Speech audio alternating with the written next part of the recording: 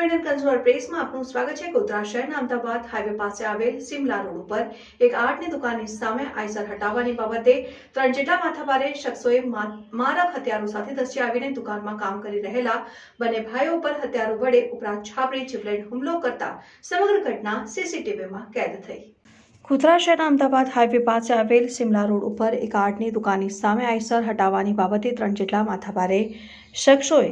મારક હથિયારો સાથે ધસી આવી દુકાનમાં કામ કરી રહેલા બંને ભાઈઓ પર હથિયારો વડે ઉપરાંત છાપરી જીવલેણ હુમલો કરતા સમગ્ર ઘટના સીસીટીવીમાં કેદ થઈ જવા પામી હતી। જ્યારે ગંભીર રીતે ઘવાયેલા બંને ભાઈઓને તાત્કાલિક ગોધરા સિવિલ હોસ્પિટલમાં સારવાર અર્થે ખસેડાયો।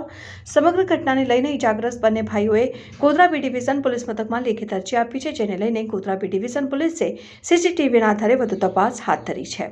ગોધરા શહેરના અમદાવાદ હાઈવે રોડ ઉપર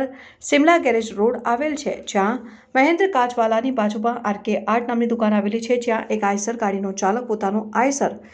દુકાનની વચોવચ આડી કરી દીધી હતી, જેથી દુકાનમાં કામ કરી રહેલા રમેશભાઈ કાલિદાસ પરમાર અને તેમના નાના ભાઈ ધર્મેન્દ્રભાઈ કાલિદાસ પરમારે દુકાનની સામેથી આઈસરને હટાવવા માટે કહ્યું હતું, પરંતુ માથાભારે આઈસર ચાલક પોતાની આઈસર દુકાન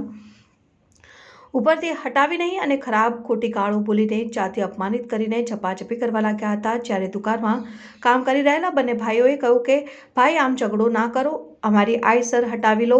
ત્યારબાદ આઈસર ચાલક પોતાની આઈસર હટાવી લઈ ચાલ્યા ગયા હતા અને ત્યારબાદ 20 મિનિટ પછી 3 જેટલા માથાભારે ઈસમો બાઇક ઉપર મોઢા ઉપર નકાબ બાંધીને હાથમાં ટોમી, તલવાર, કાતર, લોખંડની પાઇપ સાથે દુકાનમાં ધસી આવ્યા હતા, જ્યાં